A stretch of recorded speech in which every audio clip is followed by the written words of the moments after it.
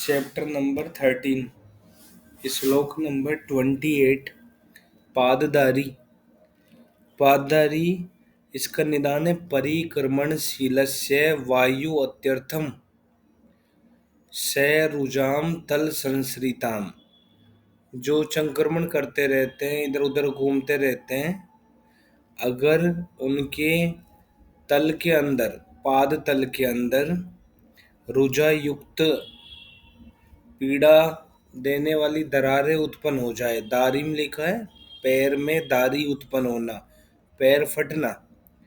दोष होता है इसमें वायु, विदारण का काम कर रही है वायु इसके अंदर। पाददारी में वात दोष होता है, पित्त मत करना।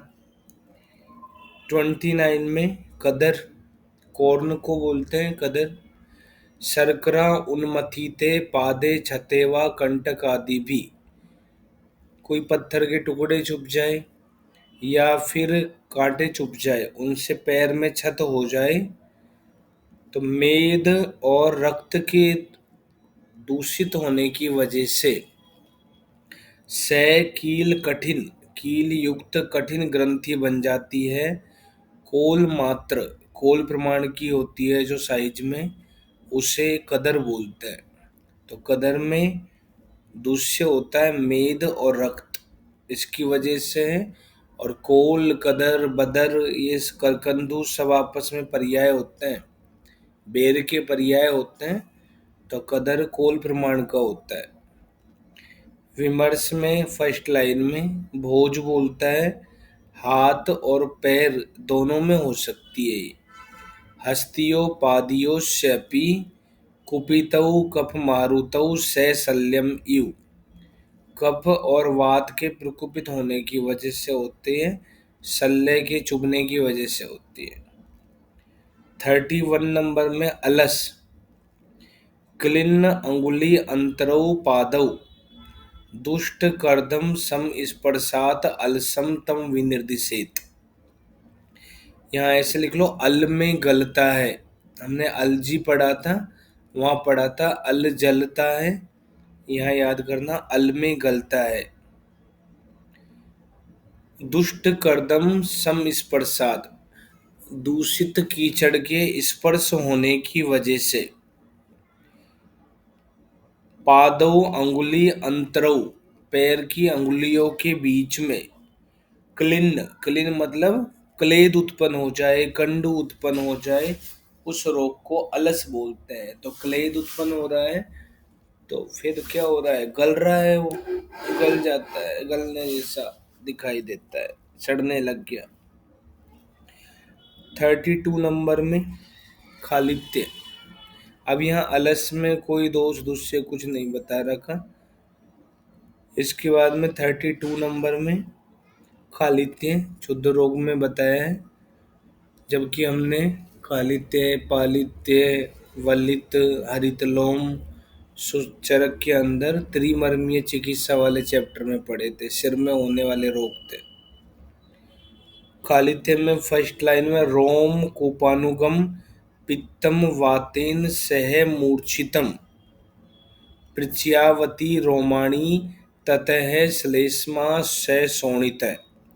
वात के साथ मिला हुआ पित्त पहले क्या करेगा, रोम कूपों में जाकर बालों को गिरा देता है, तथा इसके बाद में फिर क्या होएगा, श्लेष्मा स शोणितम, रक्त के साथ मिला हुआ कप, रुणद्धि रोमकूपांस्तु। सेकेंड लाइन में लिखा है कि रोमकूप उनको बंदी कर देता है। पहले तो वात पित्त दोनों ने बाल झड़ा दिए और फिर उसके बाद में बाल बनना ही बंद हो गया, उगना ही बंद हो गया, कफ रक्त की वजह से। तो खालित्य के अंदर तीनों दोष रक्त के साथ मिलते हैं, तब संप्राप्ति बनती है खालित्य की। ततो अन्यसाम असंभव है, जिससे अन्य बाल बनते ही नहीं है, उत्पन्न ही नहीं होते हैं, पैदा ही नहीं होता है।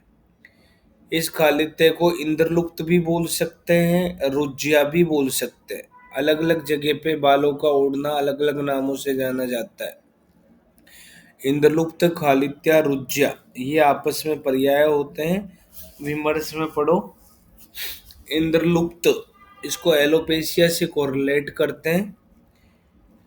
सेकेंड लाइन में लिखा है सुश्रुत तो है ना, इन सबको एक ही मानता है। इंद्रलुप्त, खालित्य, रुज्या, इनको एक ही बोलता है। सेकेंड लाइन में वाग्भट बोलता है बालों का सहसा गिरना इंद्रलुप्त होता है, धीरे धीरे गिरना खालित्य होता है। फिर नेक्स्ट लाइन में रुज्या को वाग्भट में रुड्या का, माधव निदान ने रुहिया नाम दिया। वाग्भट ने इसका चाच पर्याय भी बताया। चाच इसका पर्याय होता है रुज्या का। इसके बाद नेक्स्ट लाइन में कार्तिक ने, कार्तिक टीकाकार है, दाढ़ी मूछ के बालों का गिरना इंद्रलुप्त बताया है। सिर के बालों का गिरना खालित्य बताया है। और संपूर्ण शरीर के बालों का गिरना रुहिया माना है। मधुकोश टीकाकार है कार्तिक, श्लोक में भी बोलता है इंद्रलुप्तम सिमश्रुणी भवती, सिमश्रु दाढ़ी मूछ के बाल, कोमा लगा दो। खालित्यम सिरसी एव कोमा, खालित्य सिर के बाल गिरना। रुहिया च सर्वदेहिति, रुहिया संपूर्ण शरीर के बाल गिरना होता है। खलती रोग स्त्रियों में नहीं होता है, ऐसा मानते हैं। फिर लास्ट लाइन में इस खालित्य को एलोपेशिया यूनिवर्सलिस, इससे कोरिलेट कर सकते हैं। देखो एलोपेशिया एरिएटा होता है एक, तो एलोपेशिया यूनिवर्सलिस होता है, एलोपेशिया टोटलिस होता है। अगर गुच्छे में बाल गिरते हैं, जैसे मान लो इंद्रलुप्त, इंद्रलुप्त को हम एलोपेशिया एरिएटा बोल सकते हैं। दाढ़ी मूछ में थोड़े से बाल हट गए, यहाँ से हट गए, तो एलोपेशिया एरिएटा बोल सकते हैं गुच्छे में बाल गिरना। सिर के बाल हट जाएंगे सारे, तो इसको एलोपेशिया टोटलिस बोलते हैं। और पूरे शरीर में जहाँ जहाँ बाल होते हैं, पूरे शरीर के बाल हट जाए, यूनिवर्स, यूनिवर्स क्या है, होल बॉडी, तो यहाँ से बाल झड़ जाते हैं, तो इसे एलोपेशिया यूनिवर्सलिस बोलते हैं। यूनिवर्सलिस को हम रुज्या, रुड्या, रुहिया, इससे कोरिलेट कर सकते हैं। 34 नंबर के श्लोक में दारुणक, डेंड्रफ वाली कंडीशन होती है।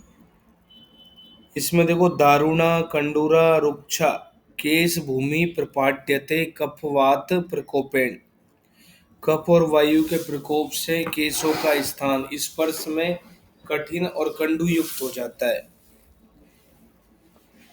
केश का स्थान स्पर्श में कठिन कंडू युक्त हो जाता है, उसे दारुणक बोलते हैं। दारुणक में दोष होता है वात कफ। इसके बाद में 35 नंबर का श्लोक, दारुणक या गोमेय चूर्ण का अरिष्ट कितने दिन का बताया सुश्रुत ने? एक मास का, एक मास का, एक महीने का। सुश्रुत ने चरक बोलता है 1 मास का। गोमेय चूर्ण दारुणक का अरिष्ट 1 मास का होता है। 35 नंबर में अरुणशिका, अरुणशिका में बहुत सारी पिड़काएं बन जाती है। बहुवक्त्राणी, बहुक्लेदिनी, मूर्धनी, मूर्धा में उत्पन्न होती है अरुणशिका में। बहुत सारे मुख वाली, जैसे हम सतारू के अंदर पढ़े थे, सतारू में बहुत सारे व्रण बन जाते हैं, बहुवृणा, बहुत सारे मुख वाले बन जाते हैं। बहुवक्त्राणी, बहुक्लेदिनी, क्लेद उत्पन्न होता है, मूर्धा में उत्पन्न होती है। अरुणशिका प्रमेह पीड़िका भी सिर में होती है, यहाँ भी सिर में ही पीड़िकाएं उत्पन्न होती है। कफ असरक कृमि कोपेन, कफ रक्त और कृमि इसके प्रकोप से होता है। अरुणशिका का निदान है कफ रक्त कृमि। इसके बाद में नेक्स्ट 36 में पलित, क्रोध शोक श्रम करते हैं, शरीर ऊष्मा सिरोगत है। ये निदान है क्रोध का, बार बार क्रोध करता हो, शोक श्रम से परेशान हो, इनकी वजह से शरीर की ऊष्मा सिर में जाकर पित्तम च, पित्त प्रकोपित करके केशान पचती, बालों को पका देती है। इसे वलित बोलते हैं या पलित बोलते हैं। इस श्लोक में वलित लिखा है, वैसे पलित बोलते हैं इसको। दोष इसमें पैसे पालित्य, पैसे पित्त करना। प्रीमेच्योर ग्रोइंग ऑफ हेयर मतलब समय से पहले बाल पक जाना, इससे कोरिलेट करते हैं। विमर्श में फर्स्ट लाइन में तेजो अनिलाद्य सह केस भूमि दग्ध्वा तो कुर्यात, चरक के अंदर पड़े थे। अगर तेज वात आदि दोषों के साथ में मिलकर शीघ्र ही केस भूमि को जला दे तो खालित्य है। किंचित दग्ध्वा थोड़ा बहुत जलाए तो पालित्य, और हरे बाल हो जाए तो उसे हरित प्रभु बोलते हैं, बहुत धीरे धीरे जलाता है तब। 37 में मसूरिका में ताम्र स्फोट उत्पन्न हो जाता है, ताम्र स्फोट उत्पन्न होते हैं। दोष यहाँ तो नहीं बताए, जबकि चरक में बताए थे पित्त और कफ। जब शोथ वाला चैप्टर पढ़े थे हम, रोमांतिका मसूरी का वहाँ पढ़े थे, फिर हमने याद किया था पी के मसूर, पी के मसूर होना, पी से पित्त, के से कफ, ताम्र स्फोट बनते हैं इसमें। साथ में दाह ज्वर ऐसे लक्षण मिलेंगे। विमर्श में सेकंड लाइन के अंदर चरक के अंदर लिखा है मसूरिका में पित्त कफात प्रतिष्ठा, पित्त कफ की वजह से होती है। लोक में इसे माता, चेचक, शीतला, मसूरिका या वसंत रोग कहा है। माता, माता इसका पर्याय होता है, माता याद कर लेना, मैं से मसूरिका, मैं से माता। अब माता को उल्टा पढ़ के देखो, तामा, तामा जैसा दिखाई दे रहा है, तामा मतलब ताम्र वर्ण के स्फोट बन जाते हैं, ऐसे याद कर, माता में तामा स्फोट। चेचक, शीतला, मसूरिका, बसंत भी बोलते हैं इसको, बसंत रोग, इसका पर्याय स्मॉल पॉक्स, वेरियोला वायरस, इससे कोरिलेट करते हैं। 10-12 लाइन छोड़ के देखना नीचे। माधव निदान ने वात पित्त कफ रक्त सन्निपातज द्वंद्वज ऐसे भेद माने इसके। फिर नेक्स्ट लाइन में दोषज मसूरिका के 7 भेद माने, दोषज मसूरिका करना हो पूछे तो 7 भेद करना। फिर इसके बाद में भाव प्रकाश में कंटिन्यू पढ़ते रहो। मसूरिका तथा शीतला इन दोनों को भिन्न भिन्न माना है। दोष अनुसार वातज पित्तज कफज रक्तज सन्निपातज ऐसे 5 भेद होते हैं। धातुओं के आधार पे 7 भेद होते हैं, रस से शुक्र तक। मसूरिका ही जब शीतला नामक देवी से आक्रांत हो जाए तो उसे शीतला कहते हैं। मसूरिका को ही शीतला बोल देते हैं भाव प्रकाश में। फिर नेक्स्ट भाव प्रकाश ने इसके 7 भेद और माने, जिनके अंदर नाम देखो, बृहति शीतला, शीतला के 7 भेद माने। बृहति शीतला में सप्ताहात निसरति एवं सप्ताहात पूर्णता वर्जित, 7 दिन तक शरण श्राव सा होता रहता है स्फोटों से, तो 7 दिन के अंदर ही फिर आगे सूख भी जाती है। नेक्स्ट ततः तृतीय सप्ताह शुष्यति, फिर आगे तीसरा जो सप्ताह होता है उसमें सूख कर अपने आप ही वहां से हट जाती है, स्खलन हो जाता है। कोद्रव शीतला, शीतला का भेद है। पाणी सा, सरसपिका, राजिका कृति, बहु स्फोटा और चर्मजा ऐसे नाम शीतला के होते हैं। इसके बाद में 2 लाइन छोड़ के पढ़ना। श्लोक लिखा है नेक्स्ट पेज पे, ऊपर ही ऊपर, दुष्ट निष्पाव शाकाध्ययी प्रदुष्ट पवनोदकई। दुष्ट निष्पाव सेम, इसके सेवन करने से, शाकों के सेवन करने से, दूषित वायु और जल के सेवन करने से, क्रूर ग्रहक्षणात चैपी, क्रूर ग्रह दर्शन से मसूरी का जैसा रोग उत्पन्न होता है। ये लाइन आए तो तुम्हें मसूरिका के लिए करनी है ये। इसके बाद में नेक्स्ट इसी अगली लाइन में लिखा है श्री गणनाथ सेन।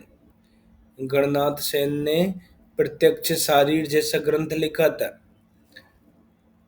ये बोलता है भू वायु जल दो सादे, पृथ्वी वायु जल इनके अंदर दोष होने से उत्पन्न होती है। और संक्रामणियों विशेषण निदाध्य आदौ मधौ चैता, इस निदाध्य ग्रीष्म ऋतु की शुरुआत में उत्पन्न होती है। ग्रीष्म ऋतु उसके आदि में या मधु के टाइम में, मधु माधव ऐसे हमने पढ़ा है, तो इस महीने में उत्पन्न होती है जनरली। इसका काल भी ध्यान रखना, निदाध्य आदो मधुच। नेक्स्ट 38 नंबर का श्लोक। 38 नंबर में मुख दूषिका। इस मुख दूषिका को युवान पीढ़ी का भी बोलते हैं। विमर्श में फर्स्ट लाइन में लिखा है युवान पीढ़ी का, एक ने वल्गेरिस से कोरिलेट करते हैं इसको। इसमें देखो सालमली कंटक प्रख्या कफ मारुत शोणितई यूनाम वक्तरे। सालमली कंटक के समान पीड़िकाएं उत्पन्न हो जाती है, कफवात रक्त की वजह से होती है। युवा लोग जो होते हैं उनके मुख पे उत्पन्न होती है, इसलिए इसको युवान पीढ़ी का बोलते हैं। कवारी साली, ऐसे एक वर्ड याद कर लेना, केवारी कवारी साली। कैसे कफ याद करना, वा से वात याद करना, रे से रक्त याद करना, और साली से सालमली जैसे कंटक बन जाता है। कवारी साली उसको क्या होती है, मुख दूषिका होती है, युवान पीढ़ी का होती है। 39 नंबर में पद्मिनी कंटक। कंटकई आचितम वृत्तम कंडु मत पांडु मंडलम पद्मिनी कंटक प्रख्यय तदाख्यम कफवातजम। पद्मिनी कंटक को गोले में बंद करो, इसे भी ऐसे याद करना जैसे हमने कल याद किया था। पनसनी का, फिर पाषाण गर्दभ कक्षपी, पैसे पित्त नहीं होता, तो पैसे पद्मिनी कंटक, यहाँ पे ये भी पैसे पित्त नहीं होता, कफवात दोष है। कंटक हो जाते हैं उत्पन्न, गोल आकृति के कंडु युक्त और पांडु वर्ण के उत्पन्न होते हैं। इसके बाद नेक्स्ट 40 नंबर का श्लोक। जतुमणि नीरुजम रुजा रहित मंडलम, मंडल उत्पन्न हो जाते हैं। कफ रक्तजम सहजम रक्तम इसत च, कफ और रक्त की वजह से उत्पन्न होते हैं। सहज रोग है ये, जन्मजात रोग है। रक्तम इसत च, कुछ लाल वर्ण का होता है और जैसे लक्षण होते हैं, इसे जतुमणि बोलते हैं। इसमें देखो विमर्श में तिल या मस्सा बोल सकते हैं फर्स्ट लाइन में, सेकंड लाइन में कंजनाइटल मोल से कोरिलेट करते हैं इसको, कंजनाइटल मोल से कोरिलेट करते हैं। इसके बाद नेक्स्ट श्लोक नंबर 43 में आओ एक बार। 43 इसमें भी ऐसे ही लक्षण मिलते जुलते जतुमणि से, जैसे न्यक्ष, न्यक्ष में भी मंडल बन रहे हैं। सहज न्यक्ष भी होता है, नीरुज ये भी न्यक्ष होता है, तीनों लक्षण सेम है। सहज भी होता है, रुजा रहित भी होता है, मंडल भी बनते हैं, दोनों में सिमिलरिटी है ये।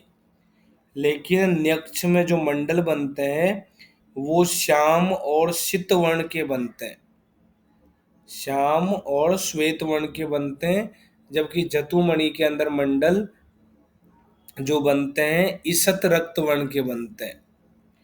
जतुमणि में दोष बता रखा है कफ रक्त। देखो जतुमणि, मणि सहज वर्ड बोलना। सहज रोग कौन कौन से हैं, दो बताए।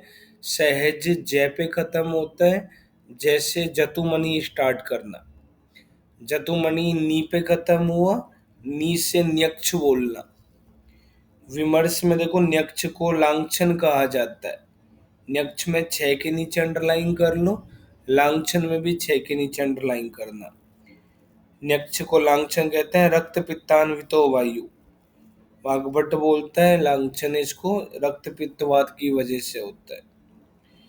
41 नंबर के श्लोक में मशक, मशक के अंदर अवेदनम स्थिरम च एव, वेदना रहित, यहाँ पे भी वेदना नहीं होती, ऐसी पीड़िकाएं उत्पन्न होती है, स्थिर पीड़िकाएं होती है। दिखने में कैसी होती है? महास्वत कृष्णम उत्सन्नम, उड़द की दाल के समान कृष्ण वर्ण की होती है। अनिलात, वात की वजह से होने वाला है मशक। देखो मशक नाम से मांसवत याद आ जाएगा, उड़द के समान। वात से होने वाला रोग है मशक। इलेवेटेड मोल से कोरिलेट करते हैं इसको, कंजेनाइटल मोल से जतुमनी को कोरिलेट करते हैं। इलेवेटेड मोल मत्स्य ही है यहाँ पे भी। 42 में तिल कालक, तिल कालक के अंदर नीरुजानी, यहाँ पे भी रुजा नहीं होती, ये सब में रुजा नहीं हो रही। जतुमणि में भी नहीं है, मशक में भी नहीं है, तिल कालक में भी नहीं है, न्यक्ष में भी नहीं है। वात पित्त कफोद रेका तान, त्रिदोषज होता है। तिल कालक में 30 से 3 दोष होता है। तिल कालक में 30 से 3 दोष, ये तीसरा रोग हो गया। वल्मीक था, विदारिका था, तिल कालक। अग्नि रोहिणी भी त्रिदोषज थी, चौथा रोग हो गया ये। इसके बाद में 44 में चर्म कील, ये भी इसके अंदर आती है क्षुद्र रोगों में। पढ़ लिए इसके बारे में। विमर्श में देखो, वाग्भट ने चर्म कील को मशक की ही एक उन्नत अवस्था बताई है। 45 में व्यंग, व्यंग में क्रोध आयास की वजह से होता है। क्रोध शोक श्रम, इनकी वजह से तो पालित्य हो रहा था। क्रोध आयास, तो यहाँ पे देखो क्रोध है आयास है, वहां पे भी क्रोध है श्रम है, लेकिन शोक, शोक पालित्य में लिखा हुआ है, यहाँ शोक नहीं लिखा, शोक से पहचान लेना। क्रोध आयास की वजह से वात पित्त दोष प्रकोपित हो जाते हैं। फिर नेक्स्ट लाइन में मंडल उत्पन्न होते हैं। नीरुजम, रुजा रहित मंडल उत्पन्न होते हैं इसमें। कहाँ होता है? श्याव वर्ण के होते हैं और मुख पे उत्पन्न होता है। मुख से हम क्या करते हैं? व्यंग्य करते हैं, किसी पे छीटा कसी करते हैं, मजाक उड़ाते हैं, किससे करते हैं? मुख से करते हैं। तो व्यंग मुख पे होने वाली व्याधि है। श्याव वर्ण के उत्पन्न होते हैं, श्याव वे पे खत्म हुआ, वैसे व्यंग बोलना। 47 नंबर में नीलिका, नीलिका के अंदर कृष्णम एवं गुणम। देखो नीलिका कल भी बोला था, काउंटिंग में नहीं मानता, लेकिन अगर ऐसे ही लक्षण, ऐसे ही मंडल कृष्ण वर्ण के उत्पन्न हो जाए, लेकिन गात्र पे उत्पन्न हो, शरीर पूरे शरीर पे उत्पन्न हो, तो उसे नीलिका बोलते हैं। और केवल मुख पे ही उत्पन्न होते हैं तो व्यंग बोलते हैं। मुख के अतिरिक्त अन्य स्थानों पे उत्पन्न होते हैं तो नीलिका बोलते हैं। विमर्श में फर्स्ट लाइन में माधव करने से मुख पर भी होना मानना है। सुश्रुत बोलता है कि मुख पे नहीं होता, मुख पे व्यंग होता है, लेकिन माधव निदान में नीलिका मुख पे भी होता है, संपूर्ण शरीर पे भी होता है। लिखा है श्लोक में भी देखो, पूरा लिखा है, कृष्णम एवं गुणम गात्रे मुखे वा। जबकि सुश्रुत क्या बोलता है? केवल गात्रे लिखा है, और माधव निदान में मुखे वा भी ऐड कर दिया। दोनों जगह हो सकता है ये। वाग्भट ने भी मुख से अन्यत्र ही माना है इसको, बस यही बोलता है। वक्त्रात अन्यत्र लिखा है ना वाग्भट के श्लोक में, वक्त्रात्र अन्यत्र नीलिका, नीलिका होता है। नेक्स्ट 48 नंबर का श्लोक, परिवर्तिका औपाटिका निरुद्ध प्रकाश सन्निरुद्ध बुध, ऐसे पढ़ेंगे।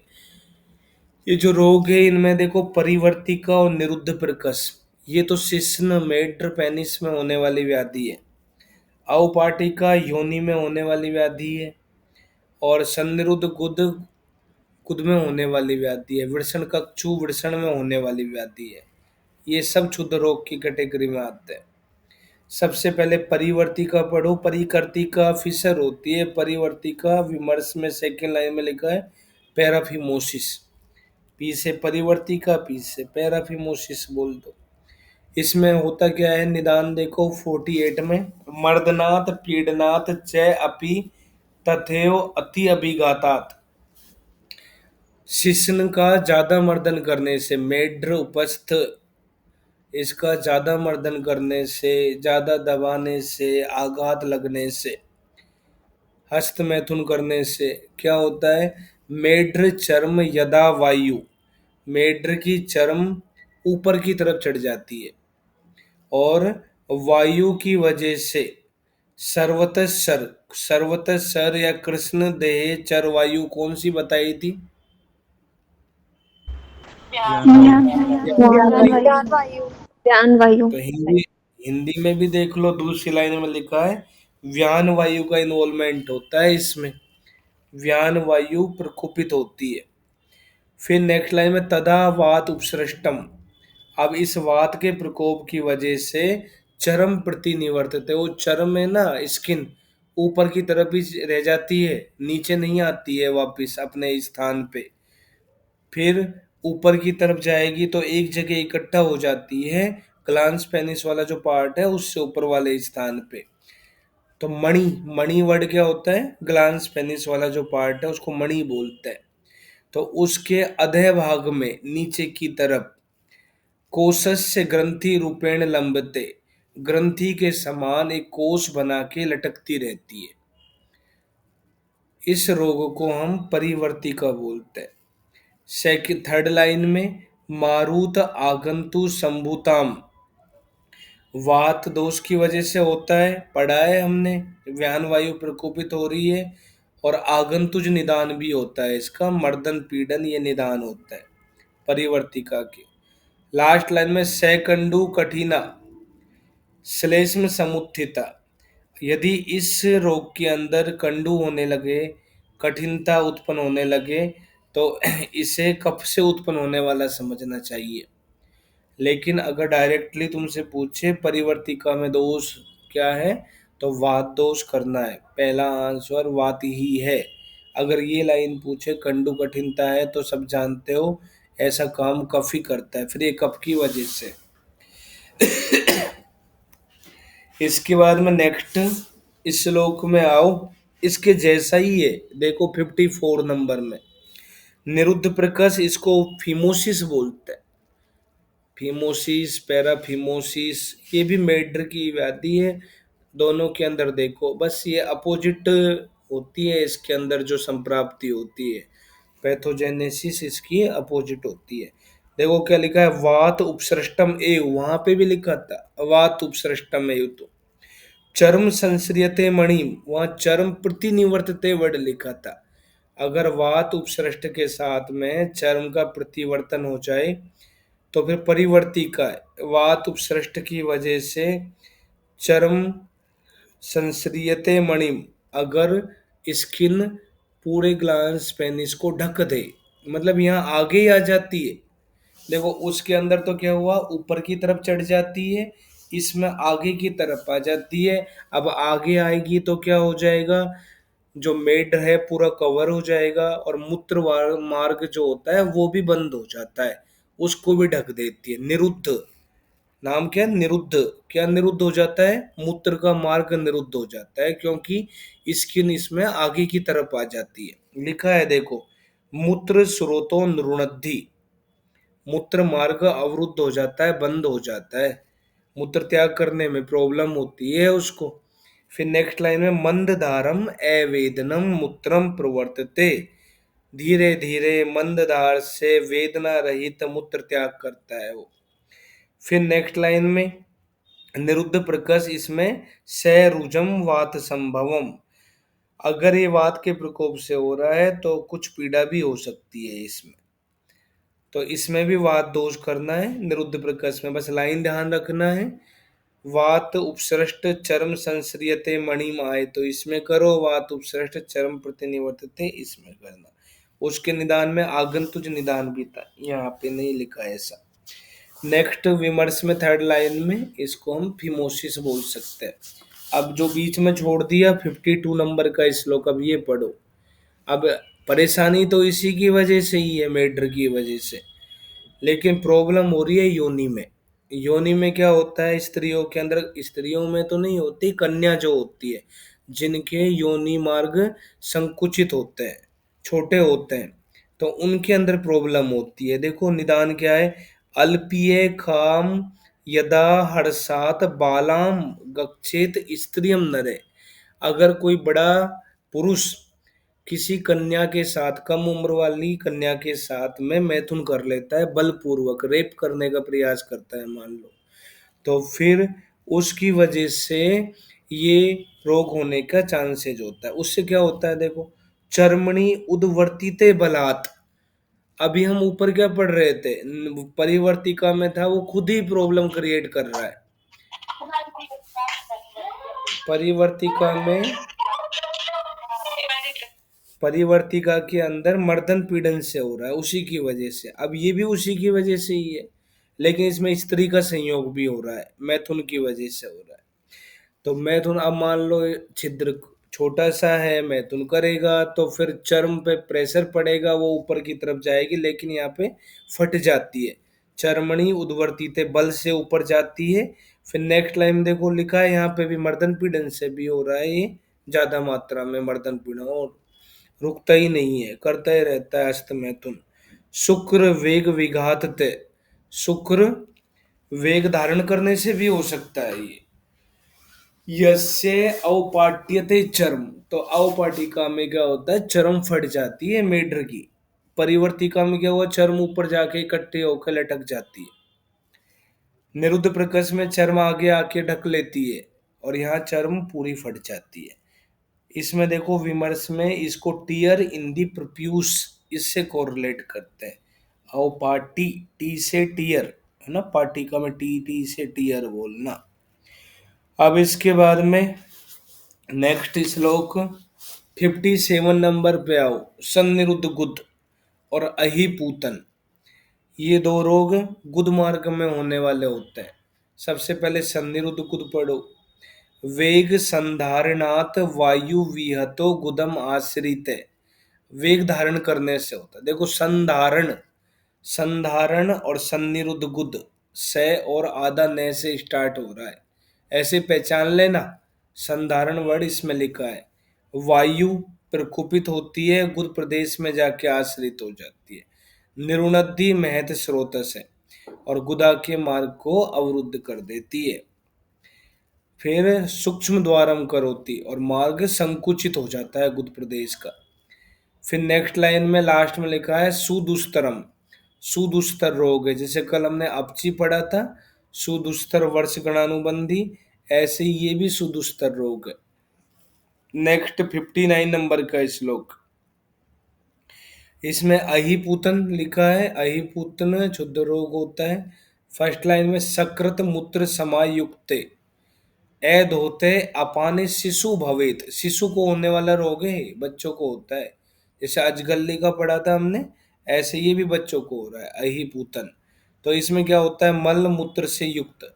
अगर मान लो छोटे छोटे बच्चे होते हैं, मल मूत्र का त्याग कर देते हैं, फिर बहुत देर तक गुद प्रदेश ऐसे ही गंदा रहता है, तो वहां पे ऐद होते अपाने, गुद मार्ग का सफाई नहीं होना, इसका एक निदान होता है।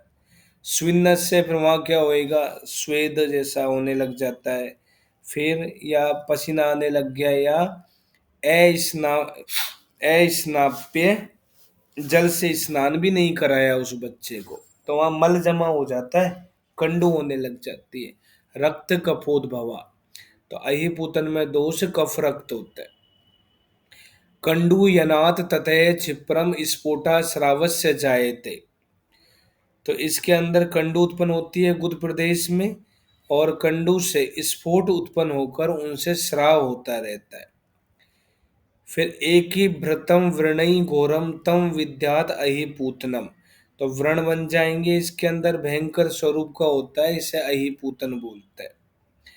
विमर्श में इसको फर्स्ट लाइन में नेपकिन रेस सौर बटक से कोरिलेट करते हैं। दो लाइन छोड़ के अगली लाइन में अष्टांग हृदय में इसे मात्र का दोष भ्रष्टारु या गुदकंद से कोरिलेट करते हैं। माता मसूरी का पढ़ा था हमने, मात्र का दोष अहिपूतन का पर्याय है, ये सब पर्याय है अहिपूतन के। मात्र का दोष, भ्रष्टारु, गुदकंद और गुदभ्रंश दोनों अलग अलग होते हैं। फिर इसी श्लोक में लिखा है केचित तम मात्र का दोषम वदन्ते अन्यपि पूतनम भ्रष्टारो गुदकंदम से केचित से तम अनामिकम, अनामिक है, अनाभिक नहीं है ये, अनामिकम, अनामिक भी इसका पर्याय होता है, ये भी याद रखो।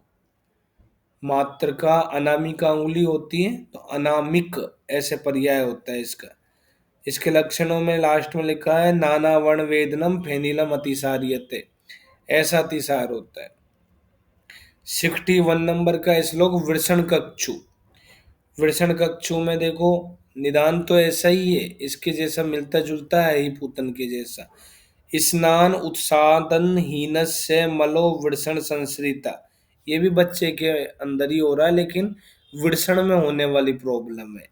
तो यहाँ स्नान नहीं करा रहे, वहां पे भी निदान यही था, स्नान नहीं करा रहे, लेकिन यहाँ पे उपटन भी नहीं लगा रहे, ये भी बोल दिया साथ में, उपटन नहीं लगाने से मल वृषण प्रदेश में जाके स्थित होता है और क्लेद उत्पन्न करता है। स्वेदात से कंडुम जनिएत, पसीना बहुत बाहर आता है और कंडू होता है इसमें। फिर नेक्स्ट लाइन में तत्र कंडू यनाथ क्षिप्रम स्फोटा श्रावस्य जायते।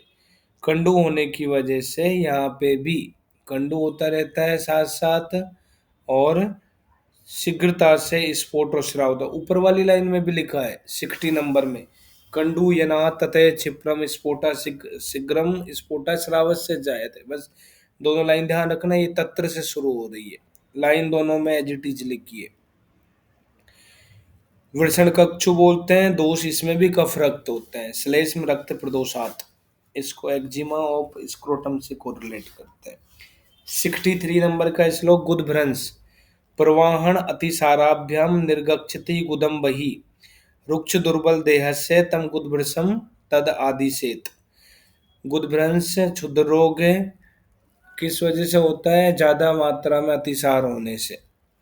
अब अतिसार का रोगी बार बार प्रवाहन कर रहा है तो गुद प्रदेश पे जोर पड़ता है और गुद प्रदेश बाहर की तरफ आ जाता है, प्रोलैप्स हो जाता है रेक्टम का। तो ये इसका निदान है। और किसके अंदर होता है? रुक्ष दुर्बल देहस्य, जिनका शरीर रुक्ष होता है, दुर्बल होता है, उसमें गुदभ्रंश रोग होता है। इसके बाद में नेक्स्ट चैप्टर पे आओ, सूक दोष निदान। सूक क्या होते हैं? विमर्श में देखो फर्स्ट लाइन में, सूक अर्थात लिंग वृद्धि कारक योग। ऐसे कुछ द्रव्य होते हैं जिनसे लिंग बढ़ता हो, अगर कोई उनका प्रयोग करे तो सूक दोष हो जाता है, अगर सही तरह से नहीं करे तो। दोषा ही अपी रोग शब्दम लबनते, लिंग वृद्धि कर योग में थर्ड लाइन में क्या लिखा है? जैसे भल्ला तक अस्थि। अब शोधन करके सही तरह से युक्ति पूर्वक प्रमाण में काम में तभी हो सकता है, नहीं तो बहुत ज़्यादा यहाँ से कॉम्प्लिकेशन हो जाते हैं, जल जाता है पूरा पेनिस मैटर सब, सूख दोष ही हो जाता है, ध्वज भंग जैसा क्लेव्य हो जाता है, फिर वो सड़ने लग जाता है। 3 नंबर के श्लोक में सूख दोष, लास्ट पहली लाइन में लिखा है 10 6 8 18 होते हैं। सुश्रुत 18 सुख दोष मानता है, यही लिख लो। सारंग धर्म में 24, सारंग धर्म में 24 होते हैं। फिर इसके बाद इसके नाम पढ़ो, सरसपी का सुख दोष होती है, प्रमेय पीड़िका भी होती है। अष्टलिका, ग्रैथित, कुंभिका, कुंभिका नेत्र रोग भी होता है। अलजी, अलजी नेत्र रोग भी होता है। अलजी प्रमेय पीड़िका भी होता है। अलजी सुख दोष भी होता है, सब में आता है अलजी। मृदित, ग्रंथित, मृदित दोनों सुख दोष है। सम्मूढ़ पीढ़ी का कोई प्रमेय पीढ़ी का नहीं होती। अवमंथ, अवमंथ नाम और कहाँ पे आया था बताओ? कर्णपाली कर्णपाली के उपद्रव में। कर्णपालिक उपद्रव में। कर्णपाली का उपद्रव। कितने होते हैं कर्णपाली के उपद्रव? 10 10 10 बताए थे 16वें चैप्टर में सूत्र स्थान में, तो वहां पे अवमंथ नाम था। तो अवमंथ सुख दोष भी होता है। पुष्करी का स्पर्श हानि उत्तमा सतपोनक, भगंदर भी होता है। सतपोनक सुख दोष भी होता है। त्वक पाक, मांस पाक सुख दोष है। शोणित अर्बुद, मांस अर्बुद, अर्बुद के भी भेद होते हैं और सुख दोष भी होता है। विदृधि, विदृधि भी है सुख दोष में, प्रमेय पीड़िका भी होती है विदृधि। तिल कालक दोनों में आता है, क्षुद्र रोग में भी आता है और सुख दोष में भी आता है तिल कालक। 4 नंबर के अंदर पढ़ना सबसे पहले सरसपी का, गौर सरसप तुल्य ही बोलना है हमें। सूख दुर्भुग्न हेतु का पिड का रक्त कफा कफ रक्ताभ्याम, असम्यक रूप से सूक का प्रयोग करने से होता है। सूक के प्रयोग के कारण होती है पीड़िका उत्पन्न हो जाती है। कफ रक्त से होने वाला रोग है। सरसपिका में से श्लेष्मा बोलना और रे से रक्त बोलना। श्लेष्मा रक्त से उत्पन्न होती है। इसके बाद 5 नंबर के अंदर अष्टलिका। अष्टलिका में कठिन विषम मारुतस्य वात के प्रकोप से होता है अष्टलिका। वाताष्ठिला हम पढ़ के आए, तो ऐसे बोल लेना, अष्टिला प्रत्यष्टिला, वात व्याधि में पढ़े हैं, वाताष्ठिला पढ़े हैं, तो वात दोष से है ये। सुकईस्तु विष संबुग्न, ऐसा लिखा है यहाँ पे। विष से संबुग्न या युक्त सूक के अंत्य प्रयोग से होता है। सूक दुर्भुग्न हेतु का वर्ड सरसपिका में, और सुकईस्तु विष संबुग्न जैसा वर्ड अष्टलिका में होता है। 6 नंबर में फर्स्ट लाइन में ग्रथित। सूखे यत पूरीतम ग्रथितम तत् कफोत्थितम। ग्रथित को गोले में बंद कर लो। इस ग्रथित के अंदर कफ दोष होता है, कफ से होने वाली व्याधि है। ग्रंथि में कफ इन्वॉल्व होता है। सूख से भर जाता है मेढ्र, सूख बहुत ज्यादा उत्पन्न हो जाता है। कुंभिका, कुंभिका में रक्त पित्त दोष होते हैं। रक्त पित्तोत्था, रक्त पित्त की वजह से जाम्बव अस्थि निभा अशुभा पिडका। जाम्बव, जाम्बव में आधा मैं और बै लिखा है, और कुंभ में आधा मैं और भय लिखा है, ऐसे पहचानना। जामुन की गुठली के समान अशुभ आकृति की पिडकाएं उत्पन्न हो जाती है। अशुभ, अशुभ में भय के नीचे अंडरलाइन कर लो, कुंभी भय के नीचे अंडरलाइन करना। नेक्स्ट लाइन में मृदित। मृदित वायु के प्रकोप से होने वाला है, वायु कोपत है। नेक्स्ट लाइन में पाणिभ्याम भृशम, सम्मूढ़ पीड़िका। सम्मूढ़ पीड़िका जो है इसके अंदर हाथ से ज्यादा मर्दन करने से होती है। सम्मूढ़ पीड़िका मृदित भी होता है, ऐसे सम्मूढ़ पीड़िका भी होती है, हाथ से शिशन का ज्यादा मर्दन करने से। नेक्स्ट 9 नंबर का श्लोक। अवमंथ दीर्घ बहुवस्य पीड़िका, बहुत सारी पीड़िका हो जाती है, ऐसे याद करना है। या अब मंथन कर ना, ऐसे एक वर्ड याद कर लेना, अब मंथन कर। अब मंथन से अवमंथ याद आ जाएगा, और कर से कफ और रक्त याद आ जाएगा।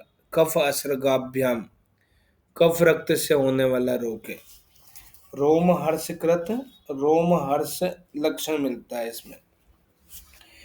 10 नंबर में पुष्करिका। पुष्करिका पै, पै से पित्त, रे से रक्त, ऐसे बोलना। ये पित्त रक्तज होती है पुष्करिका। पद्म पुष्कर संस्थाना, ऐसे आकृति होती है। नेक्स्ट 11 नंबर में स्पर्श हानि तु शोणितम। स्पर्श असह्यता ज्यादातर रक्त की वजह से होता है। स्पर्श हानि में रक्त दोष है। नेक्स्ट उत्तमा, मुद्ग मासोपमा। उत्तमा, उत्तम को महान बोल सकते हैं।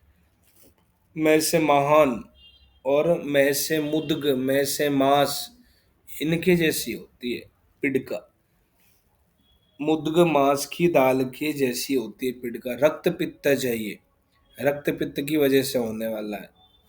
सूख अजीर्ण निमित्त जा, बार बार सूख के प्रयोग करने से होता है अजीर्ण निदान होता है इसका, उत्तमा का। नेक्स्ट 13 नंबर में सतपोनक। सतपोनक भगंदर था, वहां पे भी बहुत सारे छिद्र हो रहे थे, यहाँ पे भी बहुत सारे छिद्र है। छिद्रई अणुमुखई, बहुत सारे छिद्र उत्पन्न हो गए। वात शोणित जो, यहाँ वात रक्त दोष है।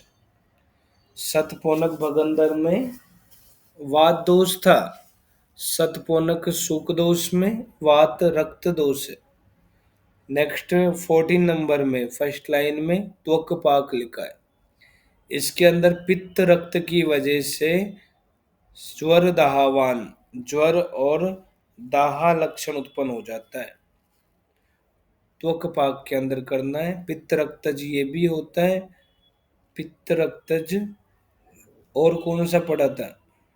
पुष्करी का, पुष्करी का भी था, कुंभी का भी था, जो पित्त रक्त की वजह से होते हैं, रक्त पित्त की वजह से होते हैं।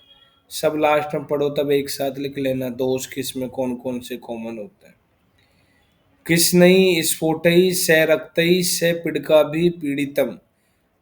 अब ये आगे वाले के लिए ये लाइन, दूसरी लाइन में शोणित अर्बुद लिखा है उसके लिए। शोणित अर्बुद के अंदर कृष्ण वर्ण के, रक्त वर्ण के पीड़िकाओं से युक्त, पीड़िका बन जाती है, पहले तो पीड़िका उत्पन्न हो जाती है, स्फोट बन जाते हैं। नेक्स्ट लाइन में बस्ती उग्र रुजा, बस्ती में उग्र रुजा उत्पन्न होती है। शोणित अर्बुद का लक्षण है ये, बस्ती में उग्र रुजा होना। नेक्स्ट लाइन में सीरियंते यस्य मासानी, मांस का शरण होता रहता है, मांस कट कट के गिरने लग जाता है। विद्यात तम मांस पाकम तू सर्वदोष कृतम, मांस पाक को गोले में बंद कर लो। मांस पाक सन्निपातज होता है, त्रिदोषज होता है मांस पाक। नेक्स्ट लाइन है विदृधिम सन्निपातेन, विदृधि भी सन्निपात से होने वाला है, मांस पाक विदृधि दोनों सन्निपातज होते हैं। नेक्स्ट 18 नंबर में तिल कालक, सुकानी से विषाणी चे पतितानी, सूख के प्रयोग करने से, विष युक्त सूख के प्रयोग करने से, शिशन पर प्रयोग करने से। नेक्स्ट है मासानी सीरियंती, वहां का मांस कट के गिरेगा, इसमें भी सन्निपात समुत्थानम, ये भी सन्निपात से होने वाला है। जब हमने क्षुद्र रोग पढ़े थे वहां पे भी तीनों दोष थे, यहाँ भी तीनों दोष होते हैं इसमें। 20 नंबर में अब देखो हमने इतने सारे सुख दोष पढ़े, इनके अंदर देखना मांस अर्बुद, मांस पाक, विदृधि और तिल कालक, न सिद्ध्यंती वर्ड को गोले में बंद कर दो। ये चार असाध्य होते हैं, चार असाध्य होते हैं। मांस अर्बुद, मांस पाक, विदृधि और तिल कालक, ये चार रोग असाध्य होते हैं। इनमें से तीन तो सन्निपातज ही है, मांस पाक सन्निपातज है, विदृधि सन्निपातज है, तिल कालक सन्निपातज होता है।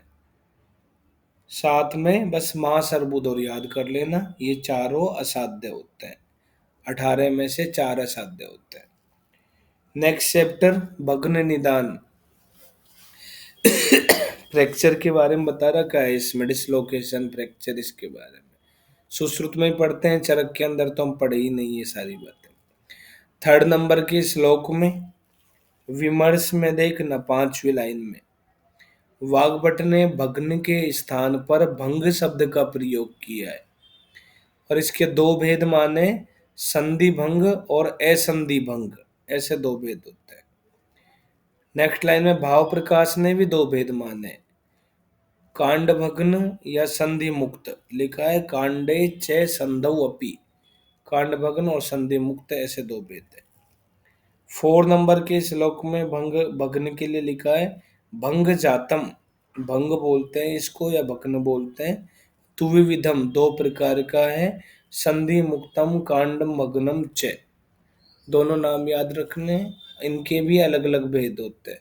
संधि मुक्त 6 प्रकार का होता है, कांड भग्न 12 प्रकार का होता है। देखो विमर्श में संधि मुक्त को हम डिसलोकेशन से कोरिलेट कर सकते हैं, कांड भग्न को फ्रैक्चर से कोरिलेट करते हैं। अब इनके भेद ये भी पता होना चाहिए तुम्हें, लक्षण इनमें बहुत बाद की बात है, पहले तुम्हें ये आइडेंटिफाई करना है कि ये है क्या, क्षुद्र रोग है, सूख दोष है, मुख रोग में कौन से अधिष्ठान का रोग है, भग्न में कौन सा प्रकार है, पहले तो ये पता होना चाहिए तुम्हें, उसके बाद दोष पता होने चाहिए, फिर हमें लक्षण पता होने चाहिए। इसमें देखो संधि मुक्त के 6 भेद होते हैं, से संधि मुक्त 6 प्रकार का है, उत्कृष्ट, विश्लिष्ट, विवर्तित, अवक्षिप्त, अतिक्षिप्त, तिर्यक क्षिप्त, षड्विधम 6 प्रकार के हैं। तो 3 तो क्षिप्त क्षिप्ती हो गए, अवक्षिप्त, अतिक्षिप्त और तिर्यक क्षिप्त, एक साथ याद करना, उत्कृष्ट, विश्लिष्ट, विवर्तित एक साथ याद करना।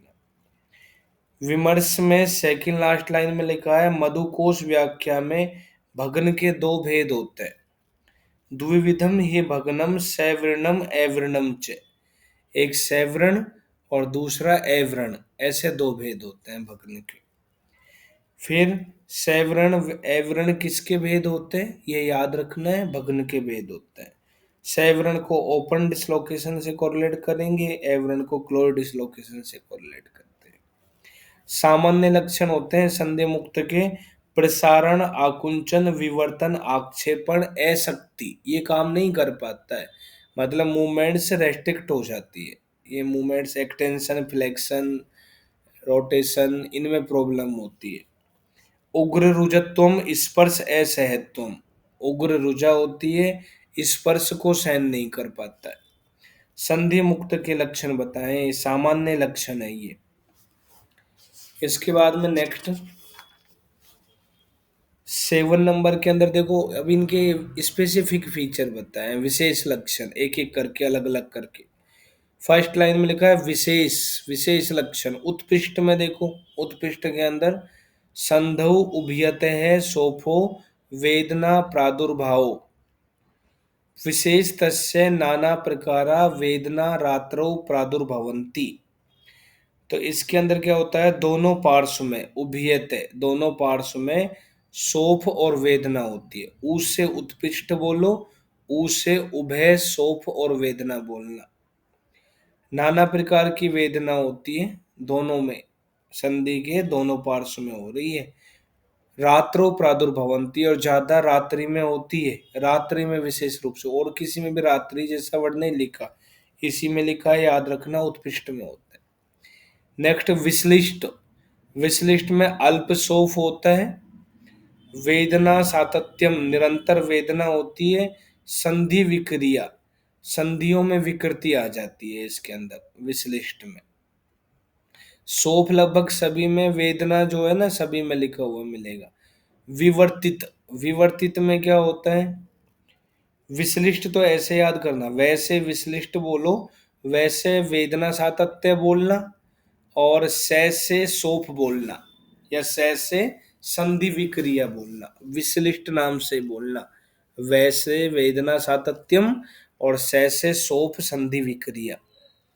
विवर्तित, विवर्तित में देखो संधि पार्श्व अवगमनात् विषम अंगता, विषम अंग हो जाते हैं, तो विवर्तित में वैसे विषम अंगता और दूसरे वैसे वेदना बोल दो, विषम अंग हो रहा है और वेदना हो रही है।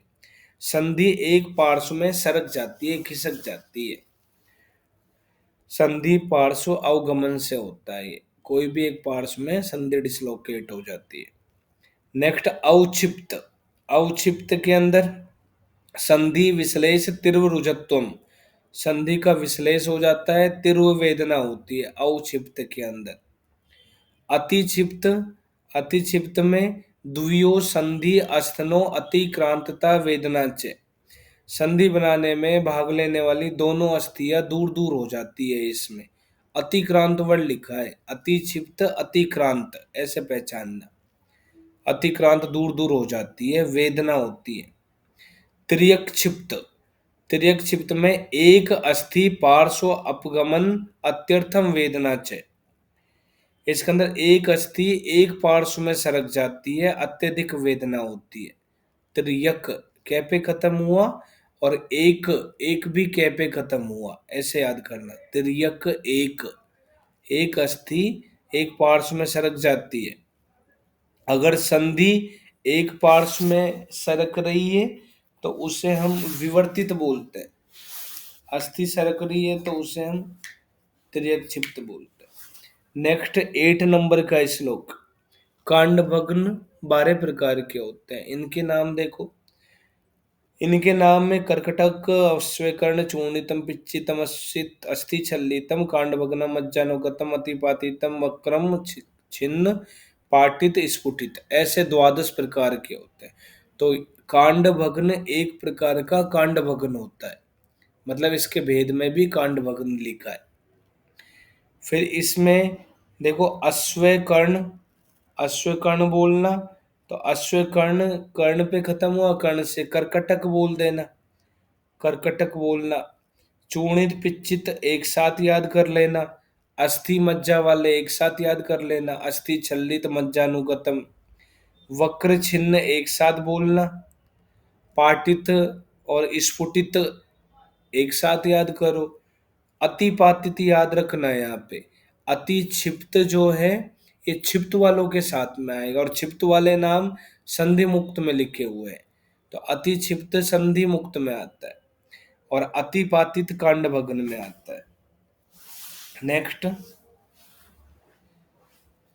9 नंबर का श्लोक। 9 नंबर में इनके भी सामान्य लक्षण बताए पहले, फिर विशेष लक्षण बताएगा। सामान्य लक्षण में कांड भग्न में स्वयतु बाहुल्यम, सोथ ज्यादा मात्रा में होती है। फिर विवर्तन स्पर्श असहिष्णुतम, तो यहाँ पे स्पर्श सहन नहीं होता है, वहां पे भी स्पर्श सहन नहीं हो रहा था संधि मुक्त में भी, यहाँ पे भी होता है, इधर उधर हिलाते हैं पैर को तो स्पर्श सहन नहीं होता। अवपिड्य माने शब्दे, और कुछ दबाने पर रगड़ने पर क्रिप्टेशन जैसी साउंड सुनाई देती है, आवाज आती है वहां से संधि में से। विविध वेदना प्रादुर्भाव, ऐसा अस्थिगत शल्य में भी पढ़ा था हमने, अस्थि में शल्य पहुंच जाए तब भी हमने पढ़ा विविध वेदना प्रादुर्भाव, यहाँ पे भी लिखा है। नेक्स्ट सर्वासु अवस्थासु न शर्मलाभ है, ऐसे हमने एक जगह और पढ़ा था, सर्वासु अवस्थासु न शांति अस्ति, ये कहाँ पढ़े थे? अस्थि विद में। अस्थि मर्म विद्ध का लक्षण था, सर्वासु अवस्थासु न शांति अस्ति, अस्ति पे खत्म हुआ, अस्थि विद्ध का बोलना है। सर्वासु अवस्थासु न शर्म लाभ, संधि मुक्त में बोलना है, संधि मुक्त नहीं कांड भग्न के अंदर सामान्य लक्षण होता है, मतलब एक ही है दोनों का, किसी भी अवस्था में शांति नहीं मिलती। फिर रुक चैने कदाचित प्रसाम्यति, रुक कभी भी शांत नहीं होती, ये कहाँ पड़े? मज्जागत, ये लाइन मज्जागतवाद में थी। 10 नंबर के श्लोक में कांड भग्न के विशेष लक्षण। फर्स्ट लाइन में विशेष लक्षणों में सबसे पहले कर्कटक, कर्कटक में कर्कटक ऐसे लग रहा है ना क्रैक जैसा होना, तो कर्कटक में बीच में से क्रैक हो जाता है, ऐसे याद करना, कर्कटक में क्रैक हो जाता है। लिखा है सम्मूढ़म उभयतो अस्थि मध्य भग्ने, अस्थि बीच में से टूट जाती है, दोनों तरफ उठा हुआ, मध्य में टूटा हुआ, ग्रंथि के समान उन्नत होता है, ग्रंथियु उन्नतम कर्कट का लक्षण है, बीच में से टूटना। फिर अश्वकर्ण नहीं पढ़ना, अश्वकर्ण कम, इस वर्ड के बाद कोमा लगा दो, स्पृश्यमान से पहले, स्पृश्यमान से पहले कोमा लगाना। स्पृश्यमानम शब्दवत चूर्णितम अवगच्छेत,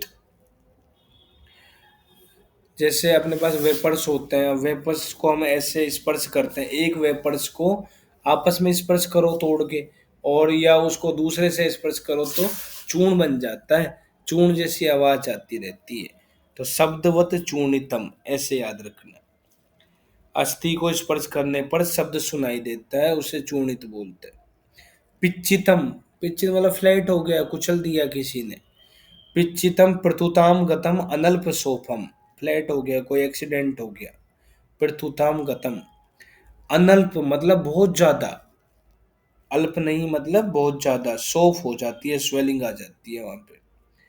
फिर अस्थि छल्लित, अस्थि छल्लित में पार्श्व अस्थि हीन उद्गत, इससे याद कर लेना, अस्थि एक तरफ नीची तथा दूसरी तरफ ऊंची उठ जाती है, अस्थि छल्लित में ऐसा होता है। वेल्लते प्रकंप मानम कांड भग्नम, कांड भग्न को गोले में बंद करो, हिलाने पर कंपन होता है, कैसे कांड भग्न कैसे कंपन, वेल्लते मतलब हिलाने पर। अस्थि अवयवो अस्थि मध्यम अनुप्रवेश्य मज्जानुगत, अस्थि के अवयव जब अस्थि में प्रवेश कर जाए तो उसे मज्जानुगत बोलते हैं, क्योंकि अंदर तो मज्जा ही होती है बोन में।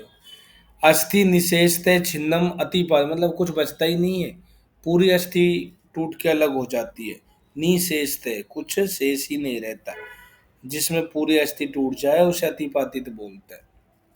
आभुग्नम अविमुक्त अस्थि वक्रम, वक्र को गोले में बंद कर लो, इसके अंदर क्या होता है, अस्थि टूटती नहीं है, बस टेढ़ी हो जाती है। आभुग्नम मुड़ जाती है, अविमुक्त मतलब टूटती नहीं है। अन्यतर पार्श्व अवशिष्टम छिन्नम, छिन्न को गोले में बंद कर लो। छिन्न में एक तरफ से अवशेष तथा दूसरी तरफ से टूट जाए, कोई भी एक पार्श्व शेष रह जाए। अन्यतर मतलब कोई भी एक शेष रहे, एक टूट गई दूसरी शेष रहे, छिन्न बोलते हैं इसको। पाटितम अणु बहु विदारितम वेदनावत से, पाटित को गोले में बंद कर लो। इसमें छोटी छोटी बहुत सारी दरारें बन जाती है, फटना, पाटित मतलब फटना, दरार बन जाती है, विदारित विदारण हो जाता है। सुखपूर्णम इवाधमातम विपुलम, स्फुटित को विलय करना। सुखपूर्ण, सुख से, धान्य के सुख से पूर्ण हुआ प्रतीत होता है, और पीड़ा होती है, फट जाता है। सुखपूर्ण आत्मातम, सुखपूर्ण गलास्यता, ऐसा वर्ड कहाँ पे था? पूर्ण रूप में। किसके पूर्ण रूप में? कास के कांच के। कांच के। काश के पूर्व रूप में सुखपूर्ण गलास्यता लिखा था। सन्निपात ज्वर के अंदर भी ऐसे वर्ड सुखवाद में ऐसे करके आता है, तो सन्निपात ज्वर में भी था, चरक के अंदर सुख जैसा होना, यहाँ पे भी है काश के पूर्व रूप में चरक के अंदर। नेक्स्ट विमर्श में देखो, लास्ट थर्ड लाइन में वक्र भग्न को ग्रीन स्टिक फ्रैक्चर से कोरिलेट कर सकते हैं। नेक्स्ट लाइन में यह बच्चों में होता है ज्यादातर। 11 नंबर में साध्यता असाध्यता बताइए। चूर्णित छिन्न अतिपातित मज्जानुगतानी क्रस साध्यानी, एक वर्ड लिख लो, अच्छी मज्जा क्रस साध्य है। अच्छी, अस्थि नहीं लिखना, अच्छी, अच्छी मज्जा क्रस साध्य है। ऐसे बनेगा अतिपातित, जैसे चूर्णित, छी से छिन्न, मज्जा से मज्जानुगत, क्रस साध्य होता है। अब इससे हमें वो भी याद आ जाता है कि अस्थि धातुगत और मज्जा धातुगत ज्वर साध्य साध्यता में क्या होते हैं? क्रस साध्य, करते साथ वो भी याद आ जाता है। अस्थि धातुगत मज्जा धातुगत ज्वर, ये भी क्रस साध्य होता है। दोनों बातें हम याद कर सकते हैं। 12 नंबर के अंदर भिन्नम कपालम कट्याम तु संधि मुक्तम तथा च्युतम जघनम प्रतिपिष्टम च वर्जियेत, वर्जियेत असाध्य। तो देखो स्थान बता रखे हैं, फिर भग्न का नाम बता रखा है। कपाल और कटी का भिन्न भग्न होना, कपाल और कटी में भिन्न जैसा हो जाए। कटियाम तू के बाद कोमा लगा दो, भिन्न भग्न हो गया। संधि मुक्त या संधि च्युति हो जाए। जघनम प्रतिपिष्टम, जघन का उत्पिष्ट, प्रतिपिष्ट उत्पिष्ट एक जैसी ही बात है, रात्रि में ज्यादा वेदना होना। जप, जप वर्ड याद कर लेना, जैसे जघन पैसे प्रतिपिष्ट। 13 नंबर में लास्ट में लिखा है वर्जियेत, ये भी असाध्य कंडीशन है। असंश्लिष्टम कपालम तू, कोमा लगा दो। असंश्लिष्ट को विश्लिष्ट बोल सकते हैं, तो ऐसे एक वर्ड याद कर लेना, कवि भी, के वी भी, कवि भी। कैसे कपाल कटी, ऐसे बोलना, कैसे कपाल कटी, हमने याद किया है, कपाल बोल लेना। वी से, वी से विश्लिष्ट बोलना कपाल में, और भी से भिन्न बोलना। तो कपाल का विश्लिष्ट और भिन्न भग्न असाध्य होता है। कोमा ललाटे चूर्णितम च, लालच, लालच करके याद करना, ललाट का चूर्णित भग्न। फिर स्तनांतरे, स्तनों के बीच में भग्न होना, शंख पृष्ठ मूर्धा पर भग्न होना, ये सब असाध्य होता है। नेक्स्ट 17 नंबर का श्लोक अस्थियों के लिए बोल रखा है कि तरुणास्थिनी नमयन्ते, कोमा लगा दो। नत, नत वर्ड याद करना, नैसे नमयन्ते तैसे तरुणास्थि, आगे झुक जाती है, मुड़ जाती है। फिर भज्यन्ते नलकानी तु, नलक अस्थि, यहाँ नभ, नभ वर्ड याद करना। न से नलक, भय से भज्यंते, टूट जाती है। नलक अस्थियां जैसे हुमरस फीमर ये टूट जाती है। कपालानी विभिद्यन्ते, यहाँ पे भी कवि भी वही बड़ा बन गया। कपाल आनी, कपाल की अस्थियां विभिद्यन्ते, विदीर्ण हो जाती है। और वी भी से हम ये भी याद कर सकते हैं, वी से विशिष्ट, भी से भिन्न। स्फुटंती रुचकानी च, रुचक अस्थियां फट जाती है। हिंदी में इसने वलय अस्थि और लिख दी साथ में, तो दोनों में ही बोल देना। रुचक अस्थियां और वलय अस्थियां ये फट जाती है।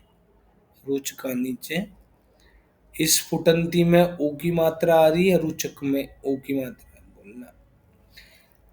फिर यही ऐसे लिख लो, वाग्भट में भी ऐसा ही है, लेकिन तरुणास्थिनी भुज्यन्ते, ऐसे लिख लो, तरुणास्थिनी भुज्यन्ते, ब्रैकेट में वाग्भट।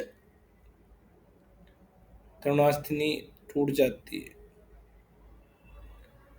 तरुणास्थिनी भुज्यन्ते जैसा वर्ड आता है। मुड़ना टूटना, पहले मुड़ेगी फिर टूटेगी। इसके बाद में लास्ट चैप्टर निदान स्थान का, इसका नाम है मुख रोग। रेफरेंस याद करना, सबसे पहले तो इसका पता होना चाहिए कि इसका वर्णन उत्तर तंत्र में नहीं किया। निदान स्थान में इसके निदान लक्षण ये बताएं, और चिकित्सा स्थान के अंदर इसकी चिकित्सा बताइए। मुख रोग के अंदर 3rd नंबर का श्लोक, मुख रोगा पंच षष्ठी सप्तसु आयतनेषु च, 65 होते हैं, 65 7 आयतन होते हैं मुख रोगों के।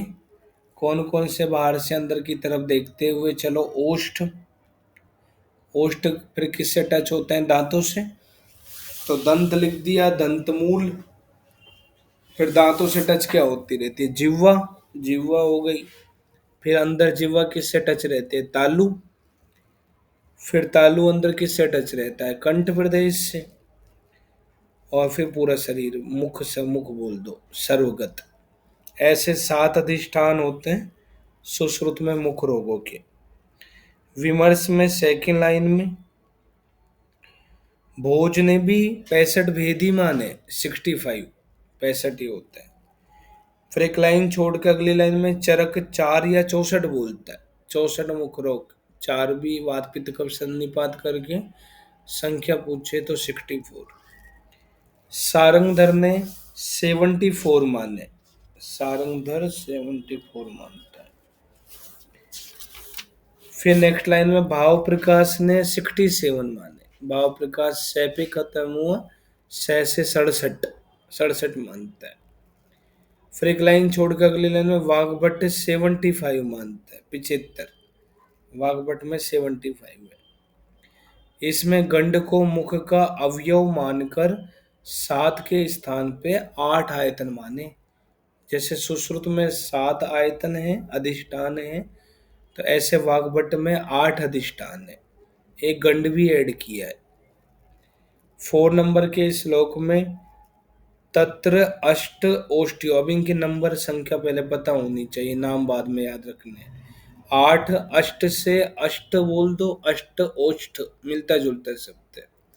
ओष्ठ रोग 8 होता है। पंच 10 दंत मूलेशु 15 होते हैं। पै के बाद आधा न आता है, जब 15 देखो हिंदी में 15 पै के बाद आधा न लिखा है। ऐसे दंत में भी दे के बाद आधा न लिखा है, दंत मूल। दंत मूल का आधा दंत कर दो, 15 का आधा लगभग 7.5 8 ही होता है। तो दंत वाले भी 8 है, ओष्ठ वाले भी 8 है, 15 दंत मूल। पंच जीवायाम, जीवा के 5 होते हैं। 9 तालु, तालु के 9 होते हैं। नौता, नौता ऐसे बोल दो, 9 9 से नौलू, 9 से 9, ता से तालु ऐसे बोल दो, तालु नौता। सप्तदश कंठ, कंठ प्रदेश में 17 होते हैं, और सर्वगत 3 होते हैं। कुल मिला के 65 ही होते हैं। पहला आंसर तो हमें यही करना है। और ओष्ठ रोग 8 कौन कौन से, पहले अब तुम्हें ये पता होना चाहिए, नंबर तो याद कर लिए कि कौन सा किसके अंदर आता है, ये भी पहचानना जरूरी है। ओष्ठ है, दंत मूल का है, कंठ का है, सरोगत है। सबसे पहले ये आइडेंटिफिकेशन करना है। बहुत बार हम सब कुछ पढ़ लेते हैं और ये चीज देख नहीं पाते हैं और गलत करके आ जाते हैं। तो पहले इतना सरफेसली देखना जरूरी है। 5 नंबर के अंदर देखो, ओष्ठ रोग 8 कौन से हैं? वात, पित्त, कफ, संधिपात। 4 तो पता ही है। रक्त, मांस, मेद एक साथ बोल दो। अर्बुद के अंदर हमने पढ़े हैं रक्त, मांस, मेद। और अभिघातज 8वां वेद है, तो यहाँ रक्तज भी लिखा है, अभिघातज भी लिखा है, दोनों नाम लिखे। विमर्श में वाग्भट 3 ज्यादा मानता है, 11 मानता है। 3 रोग अधिक माने जिससे इनकी संख्या 11 हो जाती है। फिर नेक्स्ट लाइन में खंडोष्ठ, ऐसा नाम आता है खंडोष्ठ। इसमें क्या होता है? वातेन ओष्ठो द्विधा कृत्य। वात की वजह से ओष्ठ 2 भागों में कट जाता है। हेयर लिप से कोरिलेट करते हैं इसको। फिर ओष्ठ अर्बुद दूसरा है। ओष्ठ अर्बुद में देखो, रक्तज अर्बुद से भी कोरिलेट कर सकते हैं इसको।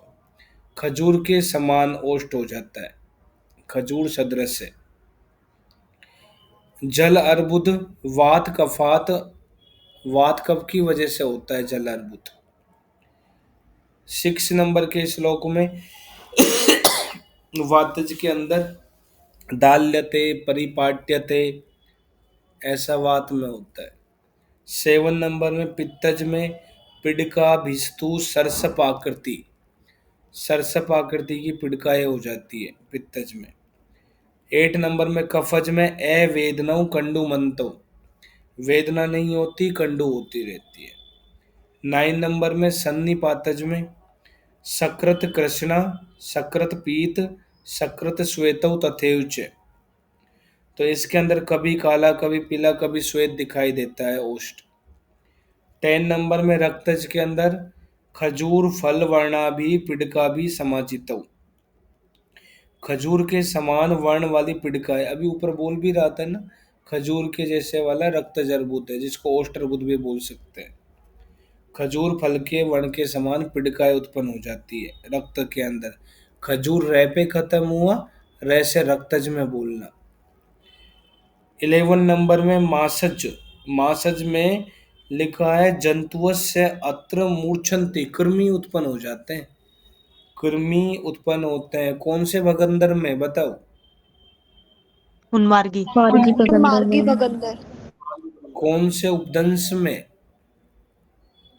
निपातज में। सन्निपातज। कौन से क्षुद्र रोग में? अरुणशिका, है ना? अंशिका में। कफ रक्त कृमि, अरुणशिका में भी कृमि का इन्वॉल्वमेंट होता है। कफ रक्त कृमि, ऐसे तो ये सब एक साथ लिख लिया करो जब पढ़ो तब। इसके बाद में 12 नंबर के अंदर नेक्स्ट श्लोक में मेदज, मेदज में घृत मंडाभौ कंडुम अंतौ स्थिरौ, घृतमंड के समान हो जाता है ओष्ठ, कंडु युक्त हो जाता है, स्थिर हो जाता है। अक्ष स्फटिक संकासम आश्रावम, स्वच्छ स्फटिक के समान स्राव होता रहता है इसमें, मेदज के अंदर। नेक्स्ट मेद स्वच्छ होती है, ऐसे याद कर लेना, घृत के जैसी होती है। नेक्स्ट 13 नंबर में छतज अभिघातज में छतज आभो विदीर्यते पाट्यते, विदारण हो जाता है, पाटन होता है इसके अंदर। नेक्स्ट 14 नंबर का श्लोक, तो ऐसे तो 8 ओष्ठ रोग होते हैं।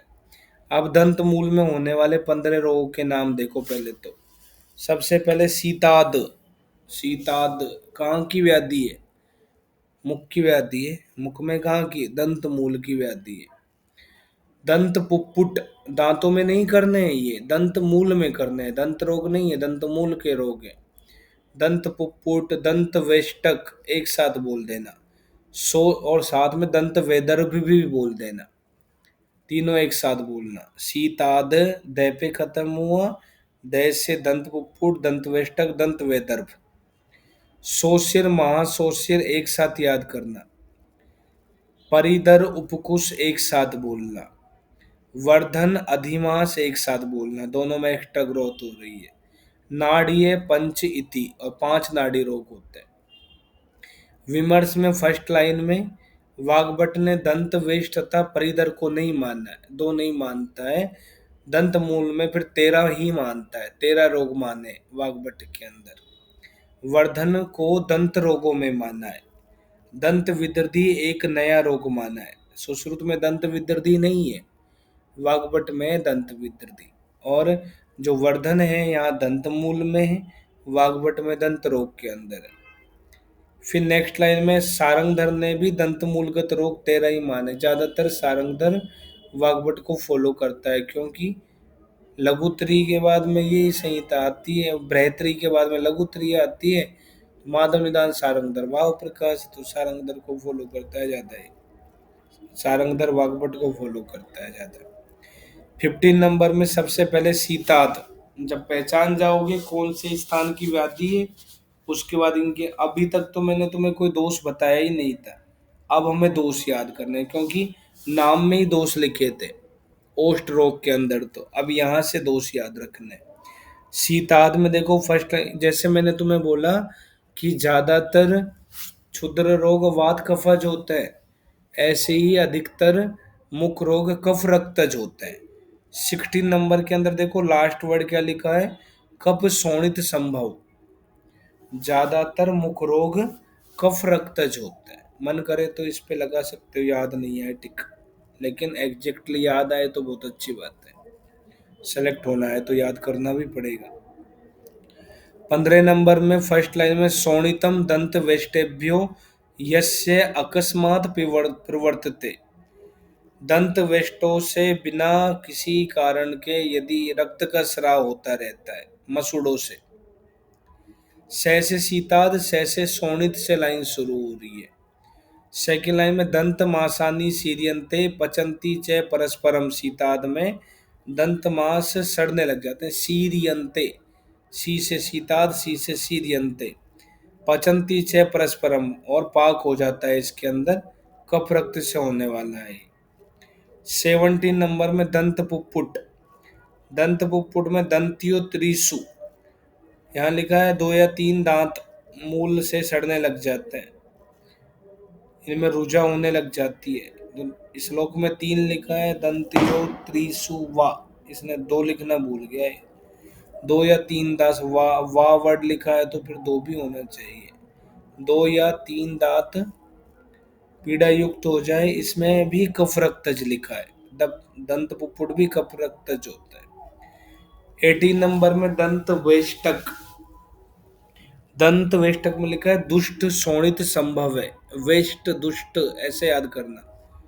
दंत वेष्ट में विष्ट लिखा है, दुष्ट दुष्ट लिखा है, मिलता जुलता शब्द है। दुष्ट शोणित संभव है, कौन सा योनि व्यापद था?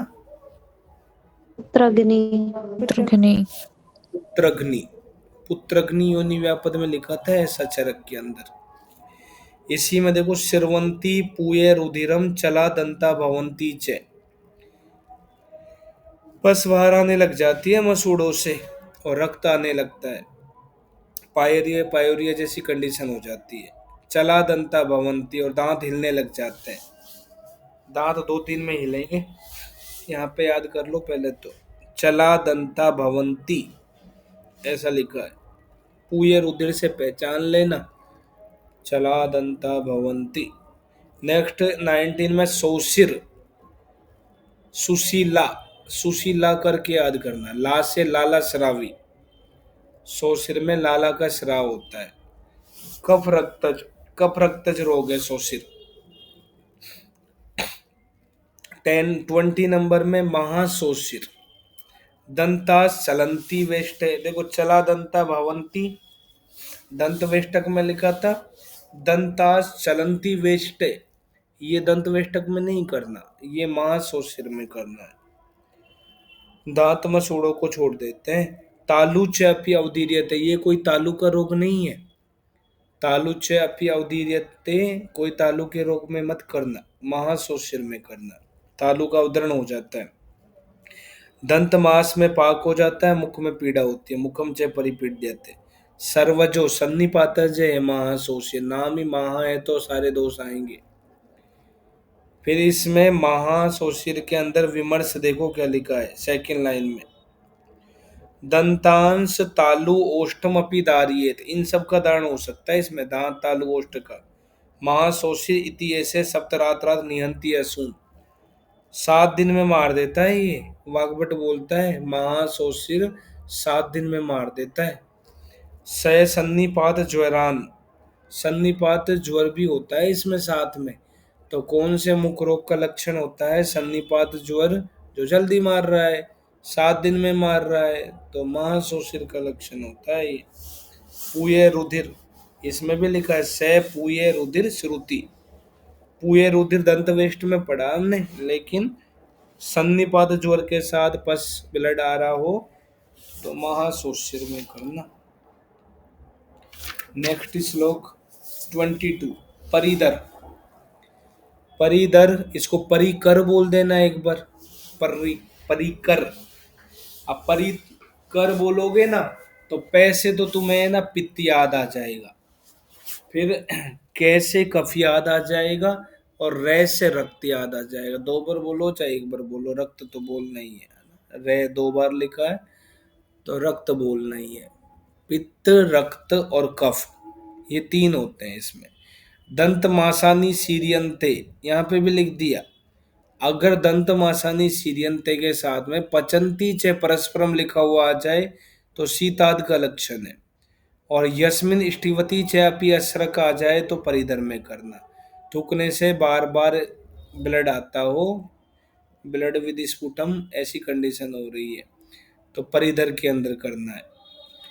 23 में उपकुश में दंतास चलंती, दांत यहाँ पे भी हिल रहे हैं, चला दंता भवंती दंत वेष्टक में, दंतास चलंती उपकुश में, ऐसे याद करो, हिल रहे हैं। नेक्स्ट लाइन में मुखम पूती च जायते, मुख में दुर्गंध हो जाती है इसके अंदर, पूती मुख में एक अलग रोग पड़ेंगे मुख रोगों में, और मुखम पूती च जायते ये उपकुश का लक्षण है, पूती मुख का नहीं है, ध्यान रखना।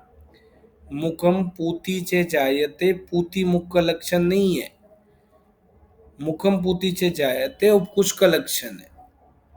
फिर लास्ट में पित्त रक्त कृतो गदे, पित्त रक्त से होने वाला है ये उपकुश। 25 में वैदर्भ, वैदर्भ भय पे खत्म हुआ, भय से भवंती से चला दंता, दांत हिल रहे हैं, तीनों लाइन एक साथ लिख लेना। भय पे खत्म हुआ, भय से भवंती से चला दंता, दांत हिल रहे हैं, और अभिघात से होने वाला रोग है ये, अभिघातज। ओष्ठ रोग भी था एक दंत वैदर्भ भी अभिघात से होता है। घृष्टेशु, दांत, दंत मूल को रगड़ने से होता है।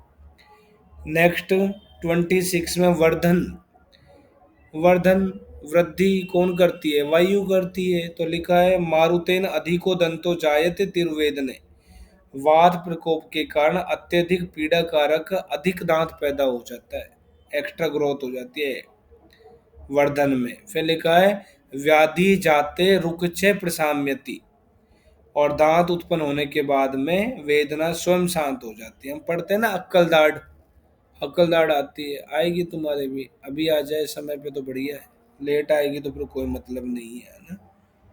अनुवस्थित सत्व वाले समय पे ही आने लगती है, जब अक्कल दाढ़ आती है तो फिर अवस्थित सत्व हो जाता है, अभी तो अनुवस्थित सत्व में ही चल रही है।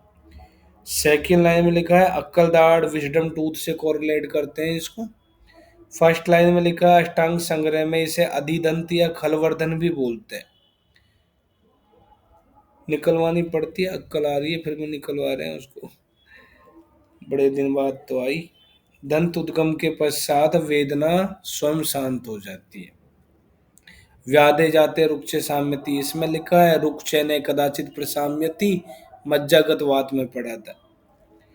27 में अधिमास, हानवीय पश्चिमे दंते महान सोतो महारुचे, हनुसंधि के पास अंतिम दांत में महान सोत हो जाता है, महान रुजा हो जाती है।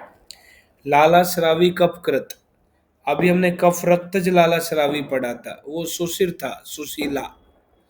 कफ रक्तज लाला श्रावी सोशिर, और कफ कृत लाला श्रावी अधिमास। मांस की हानि ऐसे करके याद कर लेना, मांस हानि, हानि से हानव्य पश्चिम दंते। 28 में दंत मूलगत 5 नाड़ी रोग भी होते हैं। वही नाड़ी रोग समझो जो हमने 10वें चैप्टर में पढ़े हैं। विमर्श में लिखा है पहली लाइन में, दसम अध्याय 10वें चैप्टर में जो वात पित्त कफ सन्निपात शल्य निमित्त आगंतुक जो भेद पढ़े, वही 5 यहाँ पे दंत मूलगत रोग के अंदर करना। इसके बाद में 29 में दंतगत रोग। दंतगत में देखो, दंतगत अलग है, दंत मूलगत अलग है। दंतगत में दालन, दालन के साथ में भंजन बोलना, दालन भंजन एक साथ। फिर कृमि दंत, श्याव दंत, ये दोनों एक साथ बोलना। और दंत हर्ष, दंत मूल में नहीं है, दंतगत में कृमि दंत, श्याव दंत, दंत हर्ष। फिर सरकरा कपालिका एक साथ याद करना, सरकरा कपालिका एक साथ याद करो। हनुमोक्ष अलग से याद करना। तो हानव्ये पश्चिमे दंते, अभी जो हमने लाइन पढ़ी थी अधिमास में, वो हनुमोक्ष में नहीं करनी, गलती से ध्यान रखना। विमर्श में देखो, सारंगधर ने दंतगत रोग 10 से 10 माने, वाग्भट भी 10 ही मानेगा। फिर कराल और दंत चाल, ऐसे दो नए नाम बताएं। कराल कौन सी स्तन वाली स्त्री का स्तनपान कराने से होता है बच्चों में?